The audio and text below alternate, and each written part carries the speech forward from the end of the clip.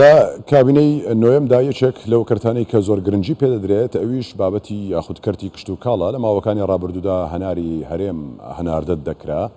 هەوڵ دەدرێت کە بەرهەمان ناوخۆیەکان هەناردەی دەرەوەی هەرێمی کوردستان بکرێت ئەم جارە هەوڵ ئەوەیە کە سێوی بەرواری هەناردە بکرێت کۆمەڵک بەرهەمی دیکەی ناوخۆیی بۆ قسەکردن لەسەر ئەم بابەتە گفتوگۆ لەگەڵ بەڕێز سەلمان محەممەد بەڕێوەبەری کشت و کاڵی زاخۆ دەکەین هەر سەبارەت بە گرنجیدان بە بازاڕکردنی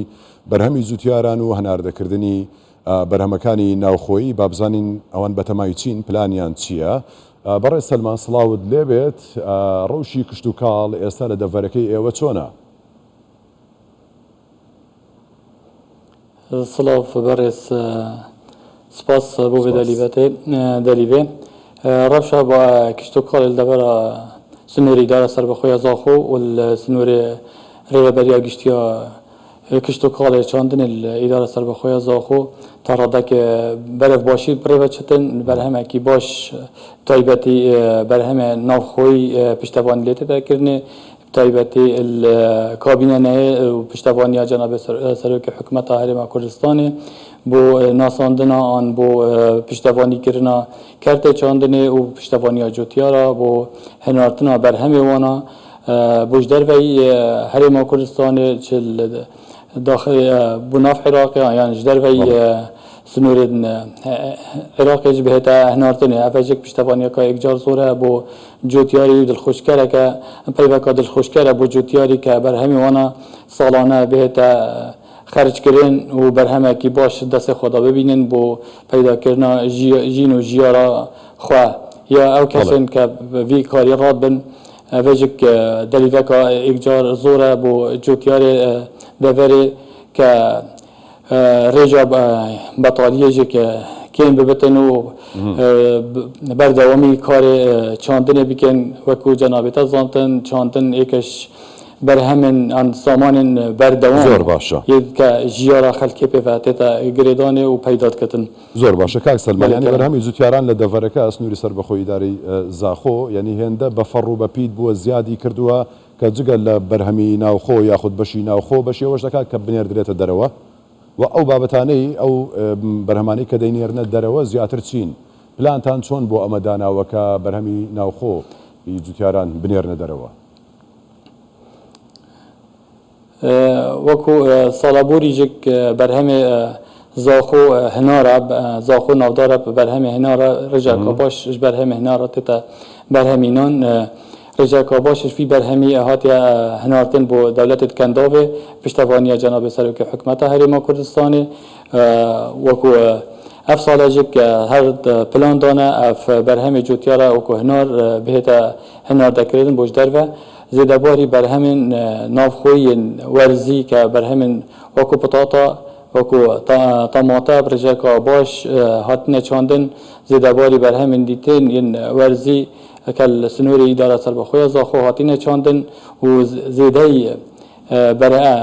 xerciya navxwîne لو پێتیوی خەرجکردنی هەیە بهێتە هەنارتن بۆ دەرڤەی سنووری دارە سەربەخۆیە زاخۆ تاکو بەرهەمی جوتیارە نەمین دەستیدا و ئەڤژێک پشتەوانیەکە باشە کە ئەفریقا هاتیە vekirên berhem bête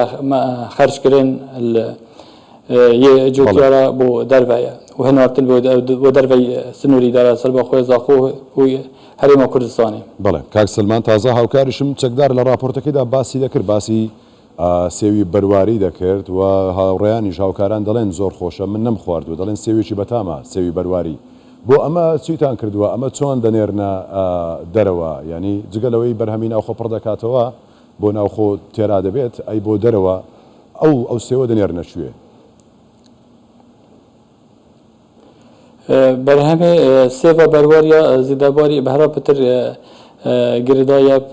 parêzgeha Dûwekê ve û rêveberiya giştiya çandinê li parêzgeha Dûwekê berhemê me ye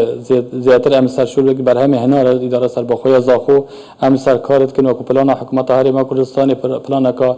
berfere sêva jê digiritin berhemên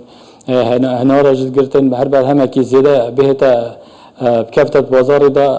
حکومت هەرێما کوردستانê plan heye ke wî berhemî virêkete ji derve salane wekû piştevanî bۆ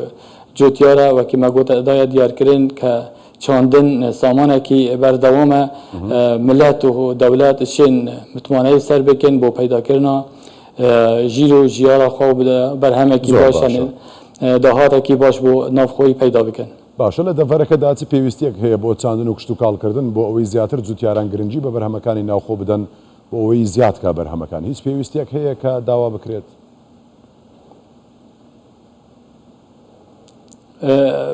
پێویستی بەرابەتە جوتیاری چت بێتە جوتیاری بازارت بێتە ئەگەر بازار هەبە جوتیار زیاتر دەچێتن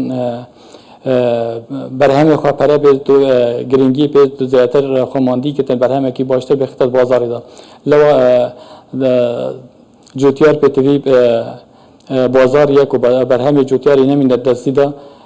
اوشی که تا استا بازار چونه گلک باشه برازیل بازاره سپاس بخوده بازار باشه وکی امید بینیم روزانه ام رپیدان بو جوتیاری خواهد کن بر همه وانا ورق نوراست عراقی و خاروی عراقی که بر همه وانا افصال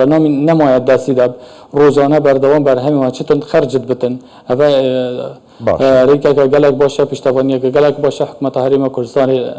اف بین وفاوتیه زۆر باش جناب سەرۆکەتی جناب سەرۆکی حکومەتە هەرێمە کوردستانی ڕێزدار مەسرور بارزانی بەڵێ کاک سەلمان تا چەند کار لەسەرەوە کراوە کە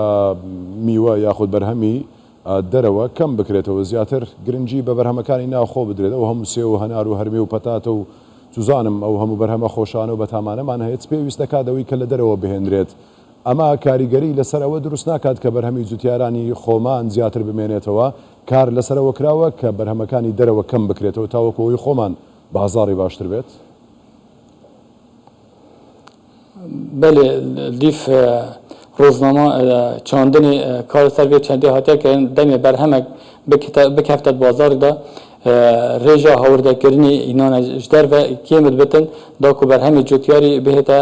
خرج کرن نمین تا دستی دا اگر او ریجا کیم نبتن ریجا هورده کرنی هلبت برهمی جوتیاری دمی تا دستی دا لوا لیف روزنامه حکومت هەرێما کوردستانی یا وەزارەتە چاندنی هاتیە داڕشتن بۆ وی بۆیدا دەمێ پێگەهشتنە بەرهەمێ ناوخۆی وی دەمی هاوردەکردن ڕێژاوی کێمت بتن لیف پێتیڤیا دەڤەرێ. بەڵێ